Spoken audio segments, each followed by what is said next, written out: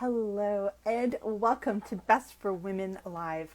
I am so excited because today joining me is Christine Aarlaht to talk about intentional movement.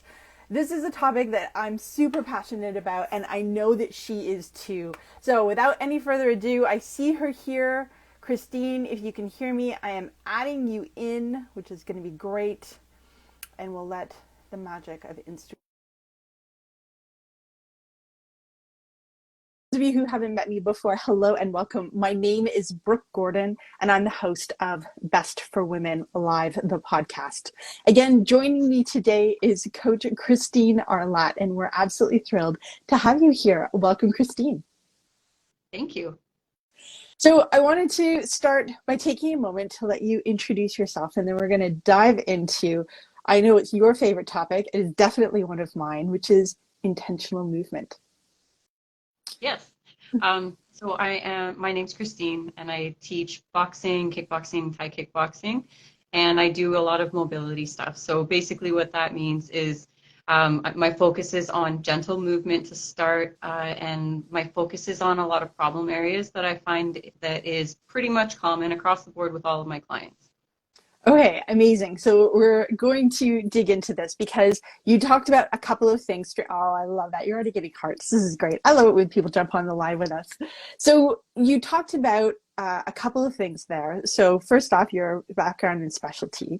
And they seem like they're a complete contrast. You know, you're talking about almost like martial arts and different types of martial arts, and then comparing that to gentle movement and joint mobility work. So help me bring these things together because they seem so far apart. They can be. A lot of my clients have a dream of doing martial arts, and that's pretty much what got me involved in the mobility aspect of it. Most of my clients come to me and they cannot do what's required of them to get into kickboxing, Thai kickboxing. But on the flip side of that, I have had family members who refuse to join my mobility sessions because they are dead convinced that I'm going to force them to kickbox, and that's just not what we're doing. Okay, I love that. So tell me why. Actually, let's go back to your origin story. How do you get into martial arts? Because no, you talked about the idea that some people, this is sort of a dream that they have, but there's, you know, you're probably one of a handful of people I know who is either involved in, I'll say any martial arts. So tell us a little bit about how you got started. Um, Growing up, my favorite sport was boxing, and I think I gave my mother gray hair based on that. She had no interest in getting me involved with boxing. My second sport of choice was football. Again, she had no interest in that. So instead, she signed me up for dance lessons, and I hated it. So when I was in my adult life, and I got to choose my own sport, I pretty much went with kickboxing because I thought, full body, I'm not just boxing with my hands, I'm using my feet. That was sort of my state of mind, which I realized after the fact that boxing is just as strenuous on your legs as kickboxing and Thai boxing. But that was sort of my thought process. Okay, I smile and I laugh because I took ballet at my own request. I wanted to learn ballet. And in fact, I recently saw a beautiful ballet. It was the Ukrainian National Ballet had come to Canada to do a performance. It was spectacular. It was Oh, everything wow. you imagine a ballerina is supposed to be, like full on the hard tutu, the one that doesn't move, it moves with them, almost like a bodysuit, like just stunning and beautiful. And so I took it and I have never been so bored in my life. I did not enjoy it at all. It was repetitious. You had to stand with your feet in all kinds of different positions. You had to memorize all kinds of things. Not for me. Not for me. But it sounds like you had a similar type of dance experience because I saw the look on your face when you talked about not enjoying it.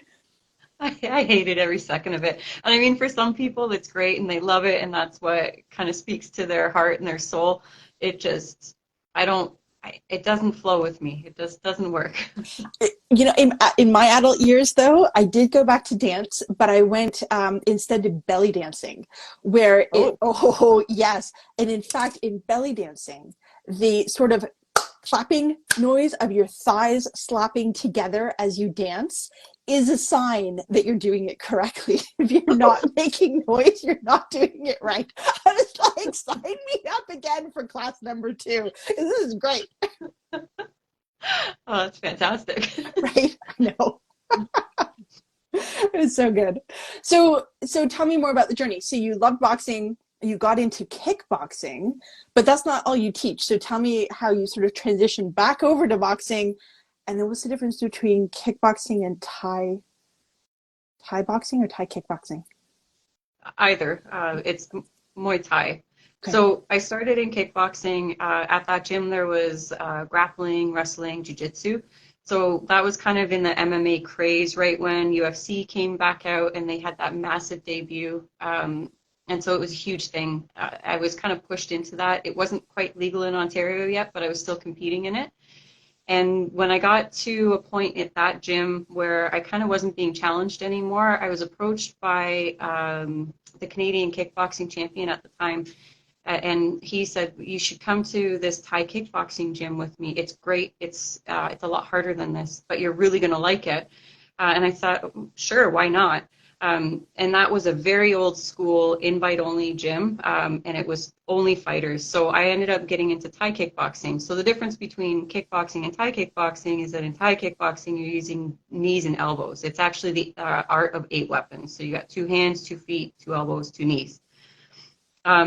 And in the background of all of that, while I was training and competing and teaching Thai kickboxing, I was helping to teach women get into the ring for the first time. So there's a big thing called ring legs. If you've never been in the ring before, it is terrifying. It's a completely different atmosphere. Even if you've been sparring and competing your whole life, as soon as you step into a ring, it's a different atmosphere. So they would bring in women who were getting into the ring for the first time to spar with my girlfriend and I at the time. And we would just help them get used to it in a safe environment.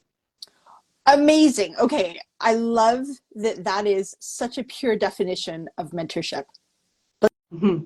Let's practice together what it is you're going to do in a safe space. There's some coaching, some guidance, mostly practice, and being there to give all the advice and shared experience that you have brought from having been in the ring and gone through this yourself. Yeah. Okay. I'm seeing you smile. Did this light a fire under you? Yes. Yeah. Most of my clients are women, and they come in and they're terrified, they're shaking, they're so nervous that they're nervous sweating before we even start warming up. And then something happens, it clicks at some point, usually it's a few months in, and all of a sudden they turn into these fierce warriors, and they're backing me up as I'm trying to hold pads for them, and they're just going nuts, and that is my favorite. Oh my gosh, I love that. And having so my discipline is not martial arts. It's strength through weightlifting.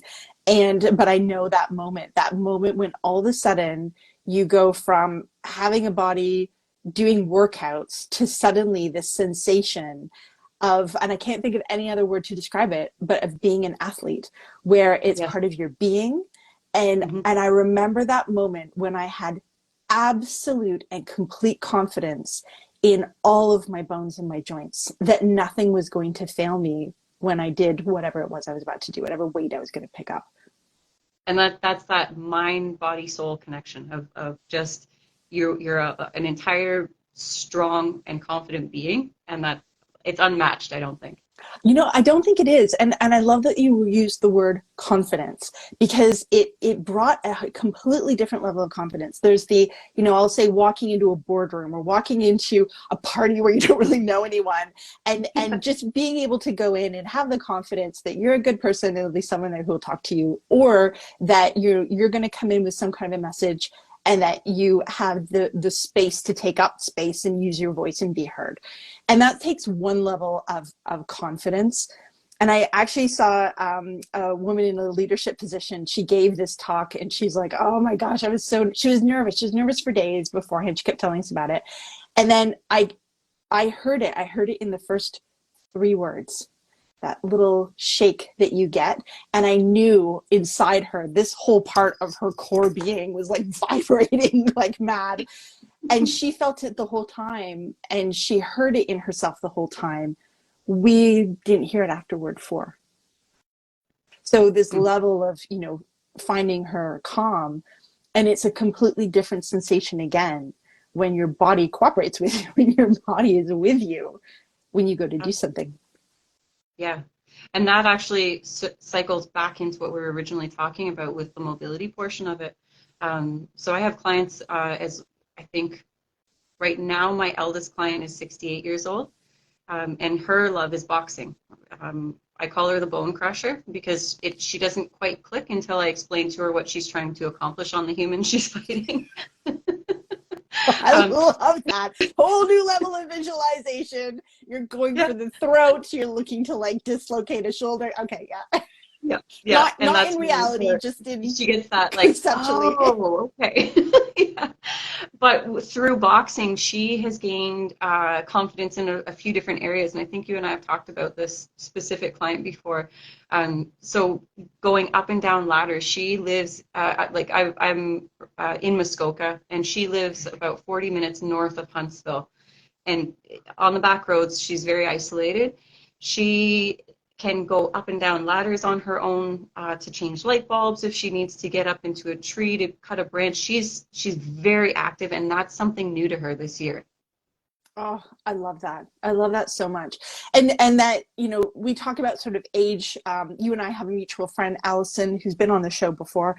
And this idea of being able to stay active and mobile. And so tell me more about how did you go from eight weapons to joint mobility work? Basically, because I wanted everybody to get a chance to use their 8 weapons. Um, what my client that I was talking about with the boxing, she's using only 2, but that's her soul work. That's where she's the happiest. But it originated for me because I wanted everybody to be able to enjoy it.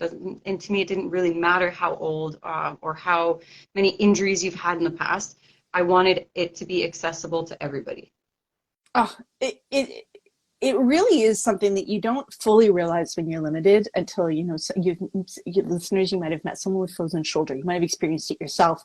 I know for me, I carried my backpack on one shoulder with all of my textbooks in university for years, right? Thought I was cool carrying it on the one side. What do I do in my adult life? I put the purse on the one side, none of this cross-body nonsense, no, just straight down. And the sheer pain and agony, and what it ended up being was, you sort of like, okay, well, this is about as high as it goes, right? You want to reach higher? Oh, I can reach higher. Right? But you're bringing my whole body into it. And so for me, I think it took almost a year of working like intensely on all my joints before my arm can go straight up overhead, nice flat back, no problem at all. So I know it's possible. I lived through it, and it really was freeing to be able to do something as simple as reach up overhead and bring something down without having all kinds of weird body mechanics and balance issues to do it. Yeah, yeah, and that's where a lot of my clients are coming in. They say, well, I'd love to do the kickboxing, but I don't think I can. I don't have the balance. I can't move my right arm the proper way. My back is always hurting, and it doesn't really matter what you're coming to me with. I want to be able to get you to a point where you can enjoy and do what you want to do in life. And sometimes that just means going tobogganing with your kids and being able to run up the hill a few more times than you normally would. It doesn't really matter what the end goal is. It can be accomplished through mobility and martial arts. Okay, I love this connection. So essentially, those 8 weapons are each a joint, right? You got wrists, you got elbows, you've got knees, you've got ankles, you got a spine in between and a neck. So tell me a little bit more about this gentleness, because we've talked a bit about sort of that confidence. You've got a bone crusher. Tell me more about the gentle side, because that's something that I think a lot of people can find martial arts intimidating, right? You're yelling. You think of karate and some of the other martial arts where you sort of, vocalizing your energy as you're taking a move. And that's very different from the mobility work that you do. Yes, very different. I think the biggest portion of the gentle comes from my coaching to get people to let loose um, and really be in their own bodies for a minute, because it is intimidating to even throw a punch at somebody. A lot of people have never done that before. So when they punch at me for the first time, they don't want to. So I use gently encourage them to beat me up.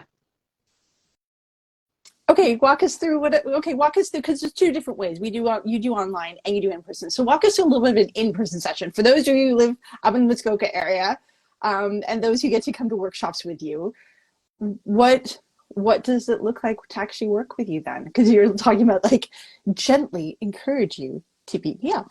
What does that Yeah. mean? What does it look like? A lot of people comment on the fact that as the person is aggressively hitting me, I'm smiling bigger and bigger because they're understanding what's happening. I can see the connections happening, and I get really excited about that stuff. So the gentle part is encouraging my clients to unleash, and there's a massive amount of release that happens when you can really connect with something with your fist or your leg. So my encouragement comes from a gentle form of that. We start with a nice warm up, then I'll teach you a new technique, whether it's a punch or a kick, and then I'll hold some pads for you so you actually get to physically make contact with something, and then we kind of cool it down and stretch out a little bit. Oh, that is very cool. Can you tell us about some of the, even though not obviously not many clients, but can you tell us about some of the transformations you've seen? Because you talked about unleash. It's such a powerful word. So tell me about, some of the effects you've seen in the different clients that you have. The most common thing that I see in my clients who have worked with me for a while is they tell me that they're not afraid to walk alone at night. And it's not because they think they can beat anybody up. It's just that they have this confidence in their own body to carry their own weight down the street, whereas before they had no idea where they were in space and time. So that's the most common one. I think some of my most favorites have been the mother who could do more runs up the hill with their kids while they were tobogganing. Or I've got a young woman who spent most of her life in school. She went through dentistry, never did any sports or anything, always wanted to try kickboxing. She was so scared when she first came in, and now she's the one that, like, I have to watch it. Like, she's coming for me, and I love it. So I think confidence in almost every area of women's lives. I even had one woman reach out to me recently and said that she was in a unfortunate incident at work that involved a male colleague, and she had the confidence to speak up and stand up for herself. So the confidence that comes in is both physical and mental, I think. And on the mental side, it sounds like a lot of work, to do sort of the in-person sessions. Have you seen some of that as well? Like almost like what that unleashing can look like for the mind? I do, and I feel like my in-person sessions sort of turn into, and I don't want to take anything away from people who have gone to school for mental health, but it is a mental health session. They come in, they know that they're getting aggression out, so they come in with all this pent-up anger on purpose from the week that they've had, from a couple days that they've had, and they're tuned in, they're dialed in, and they're ready to unleash. Okay, that I get, because for me, where it shows up in two places, there's an incredible amount of focus, like sheer focus. You have to be completely in the moment when you pick up something heavy. Because if you're not paying attention, if you are not really focused on your physical footing, literally they call it footings because it's how your feet are, and all the way up. And so the positioning of your knees, how you're engaging with your hips, all of you, just to pick up something heavy in your hands. And it requires an enormous amount of concentration to be that present in that moment. And that for me was always I felt fabulous afterwards. Like there was nothing else in that moment except me and the heavy thing I was going to pick up. And yeah, which is a different energy. And actually my coach did a lot of energy work with me around this. Bench pressing, where you're laying on your back, you've got something heavy in your chest and you're trying to heave it off of you. Essentially, that's the action that you're taking. And to do that, there is almost, anger's not the right word, because it's not that I'm angry, but there's sort of that energy of being angry that you can bring to it. And I can lift so much heavier than I can if I'm just there. It's almost Yes. like tapping into this inner, I don't even know what it is, because it's not necessarily anger, but it can feel like anger because I don't know, I don't have another word for it. Am I making sense? Yeah, absolutely. I think you've tapped into your inner beast. We all have one. Now, how different is that from the online sessions that you teach? So online sessions are little to no impact. So a lot of it is just movement based. So I focus on the two areas that tend to inflict most people is shoulders and hips. So what that means is a lot of floor work. We're just moving around. I'm getting you to move your legs and your knees in different directions, your shoulders and your arms. Everything is just moving in different directions. And typically, by the end of the 45 minutes online, you feel like you've done something, but you can't believe it's been 45 minutes. And within a few sessions, you're going, wow, I woke up with no pain for the first time in a very long time. Now, I know one of your clients very well, and literally, she's told me 3 times now in the past week. Every time we chat, I've been feeling so great. I wake up and I'm completely pain free, and I don't remember the last time I felt this way. Yes. Eh, Yep. And she's also got an incredible amount more mobility. So this is going back to what you were talking about, reaching straight up. Her mobility is a little bit different. And she sent me a video today of herself moving in the way that she couldn't when she first started. And she's very happy, and so am I.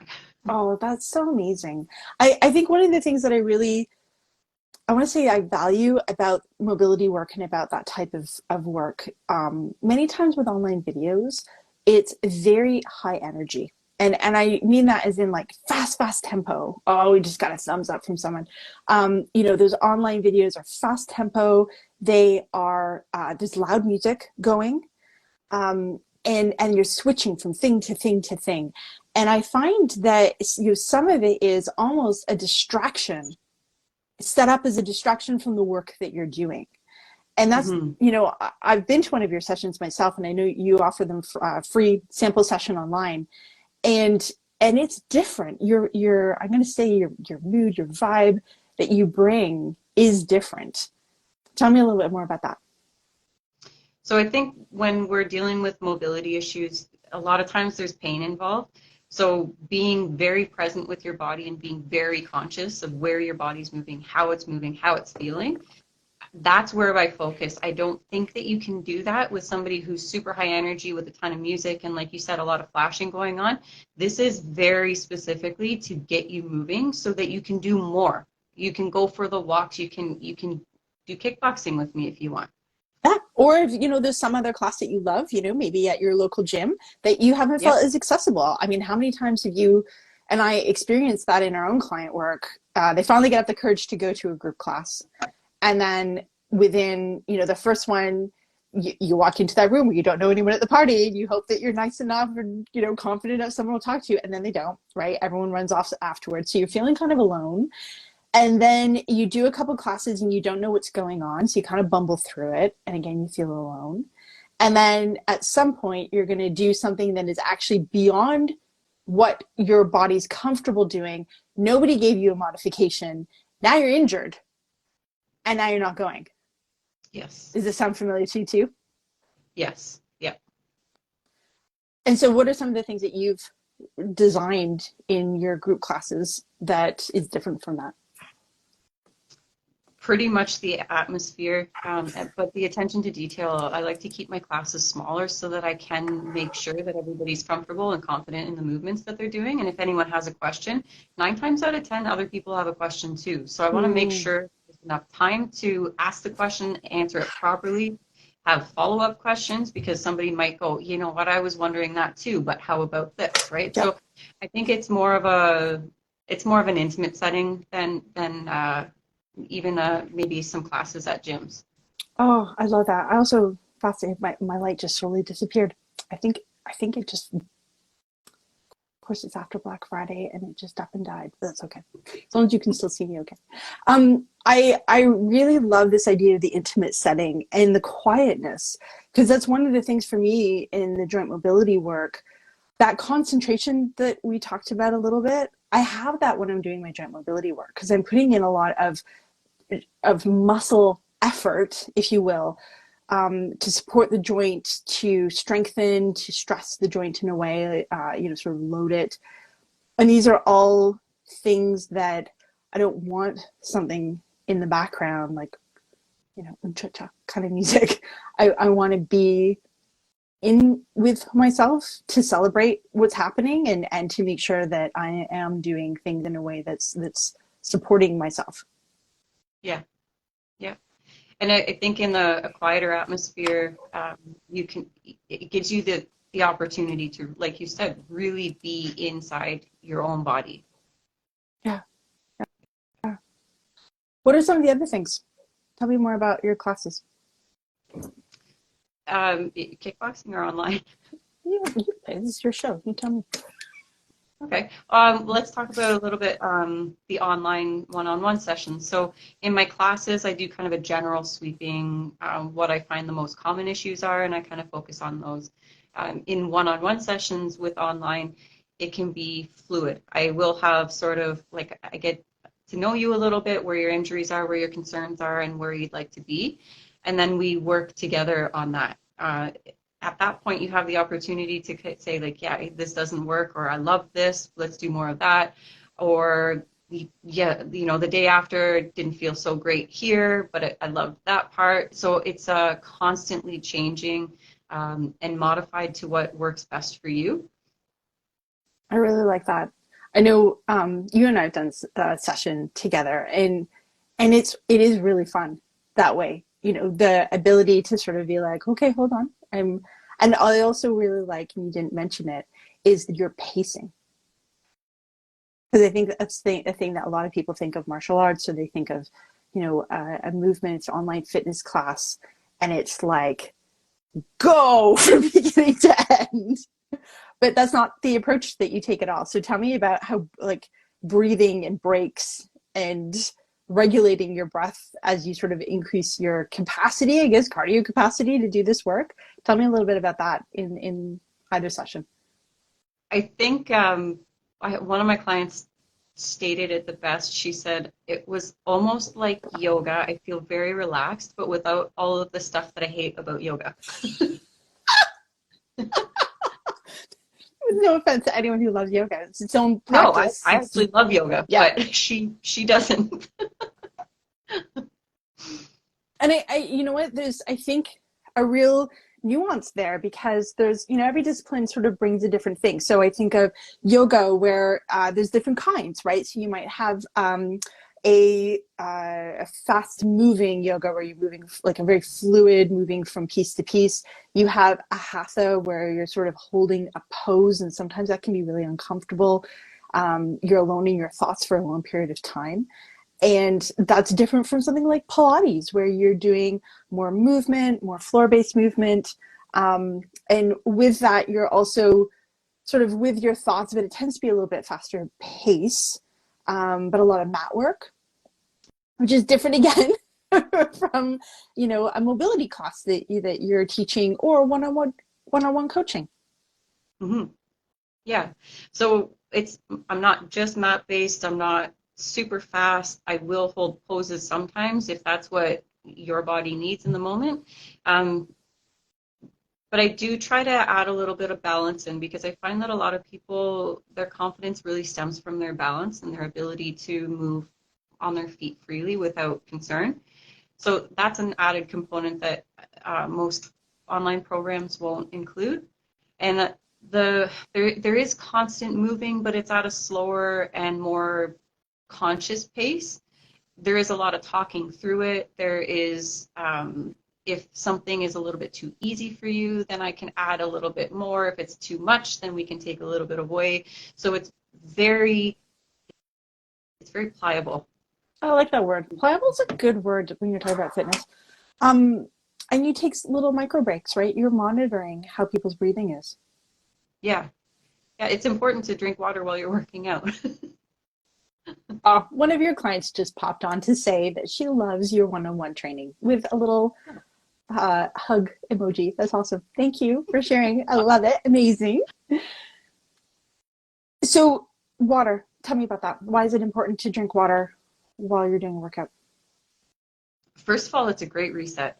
If you get into an intense moment and you just need to take a breather, water is a great way to do that. But also, it helps to avoid cramping and muscle soreness the next day. Oh, tell me more about that, because that's a huge thing as well, right? That the reasons why you won't go back to the group class again is you may not have injured yourself, but you can't sit on the toilet. In fact, you got down, but you can't get back up, and you're not walking up your stairs. You might crawl. Yeah, And yeah, and I you're say that definitely. not kidding. Like, I'm not kidding. Yeah, I've been there, and I've done it to myself. Like it happens. But also, like water helps you to not cramp up. It helps to heal your muscles faster. It helps keep everything moving more fluidly. And I think that a lot of people don't tend to get enough water in their day to day. Hmm. So having an intentional water break in between a little bit of a movement session is very important. I love that. Okay, so why is it that your sessions are designed, or how is it like, I'm not asking for your secret sauce, but tell me a little bit about, what, because your clients say, I feel great, but they're not sore the next day. So what is it that's different about your approach? I think the biggest difference is that you don't need any equipment to join me. It's all movement based. It's all using your own body weight, and we're not pushing ourselves too hard. I'm really vocal about it in every session. If this hurts, we stop. We stop. We talk about it. We figure out what's better. A little bit of strain is okay, but pain isn't. So we don't get to that point. We just start to move. Your heart rate will go up. You probably will sweat a little bit, but we're not using lots of weights. We're not doing lots of reps. We're not doing tons of squats so that you can't walk up and down the stairs the next day. But you're going to be able to walk up and down the stairs the next day and feel a lot better than you did the day before. Oh, I really like that approach. And I think it's really valuable because, even in my own experience, it's the same type of thing where you can get into a movement pattern and you know when you're tired, you know when you're shaking because you've like passed the capacity that you have. There's also that sensation of, okay, this is painful versus this is uncomfortable, or this is a sensation I've never had before, which is completely different. The thing that didn't sound like but feels like a squeak in your knee. Yeah, I know yeah, you know what I'm talking about too. yes, I do. So these are And the things. Okay, go ahead. Go ahead. I think the biggest thing is learning to respect your body and respecting your body when it says no, that's enough, right? And you don't get that in a big class when there's too many people, because in a smaller setting, an online setting where it's a little bit slower paced and we're basically focusing only on getting you moving, it's a lot easier for you to say like this isn't quite working, and that's fine. Take it on your own pace, and you might not be able to keep up the first session or two if you're joining us on the online class, but work up to it. Nobody's pushing, nobody's yelling at you to keep going. It's at your own pace with a respect for the way that your body moves in that moment. I also really like the approach that you had, where you'll sort of have a rough count, but this isn't like we're doing 16 of these. So here's this 16. It's, I'm going to do 16. You're going to do as many as you can in the same amount of time, and then we're going to rest. Like Exactly. Yeah. it's almost time based as opposed to rep based. Yes. Yeah. Okay, so tell me a little bit more about how all of this came to be. So how did you get into actually training? Because there's a lot of thoughtfulness that you've brought into this. So have you been inspired by previous coaches? Have you sort of just want to share? Tell me a little bit more about that. I think I pull inspiration from a lot of people, but right from my original kickboxing coach all the way through to my last Thai boxing coach, and then of course you. Like, I think, but also my clients and what they need and the satisfaction that they get, and also I get when they come in, they're not feeling great, and they leave, they're feeling much better. That's such a good one. That promise to yourself that you're going to show up no matter what. I mean, no matter what, maybe not the right phrase. If you're sick, don't show up. Right. And violently ill, don't show up. But Yeah. if you're not feeling well, right? You cannot feel well when you're under extreme stress. You cannot feel well when you haven't had enough sleep. And I know that you'll still run a program with someone and you'll modify it so that they're getting in movement, they're bringing healing through movement, even if it's at a much reduced capacity than what they would have if they were fully charged. Exactly. Yep. Yeah, I had a client last week show up who's normally very feisty and couldn't move. So we spent the whole hour just getting her very slowly moving again. That's such an important one. I know there's also, I think there's value in having that commitment. Going to the gym, going to a class, logging in and tuning into a pre-recorded session. It's really the onus is on yourself. How good are you at committing to yourself to do the thing just for you when there's no accountability on the other side? Right. Whereas your group classes, these aren't recorded classes. They're live, right? With you. So how have you found accountability as a factor? I think it's very important. I think it just knowing that you've paid for the session, you want to go, you want to get your money's worth. But I think also, like you said, in the down times when you're not feeling great just because of the stress at work or not sleeping very well, once you've gone in once when you didn't feel like it and you came out feeling a little bit better, you were kind of happy you went, it's a lot easier to do it again and again and again. That's very true. That's very true. I love talking to you. Our time has flown right by. Are we done already? It always flies by. We don't have to be, but yeah, we're going up on time. Is there anything we talked about today or anything that we haven't talked about today that you had wanted to raise? I don't know if you mentioned it before I came on, but you can access a demo session for free on Best for Women. Absolutely. We'll put that in the show notes for sure. Okay. Yeah, absolutely. Outside of that, I think we covered everything. You dug into my history of martial arts and everything. I know, I didn't prepare you for that. I never do, otherwise it wouldn't be alive. Right, right.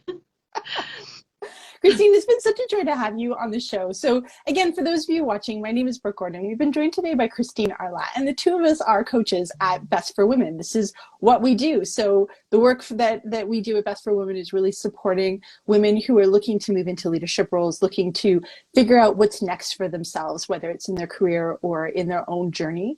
And for a huge part of that, every time health comes in as one of the number one priorities. You'll hear me talk about often, Christine, I know you know this one, there's one A and one B, and they battle each other on a daily basis, right? And it's whatever your bucket looks like for you. So your priority might be your health, it might be your family, it might be your career, and it's going to fluctuate across those three as they fight for the position of 1A, because all of them are important. And health being a really critical one, it is such an honor for me to be able to work with you to make sure that our clients have access to, as you heard, very well cared for physical coaching, as well as the executive and career coaching as well. So thank you for being awesome. Thank you for having me. Absolute pleasure. For more information, as Christine mentioned, you can find us at bestforwomen.ca. We'll make sure that all those links are in the bio. Thank you again, everyone. Have a great night.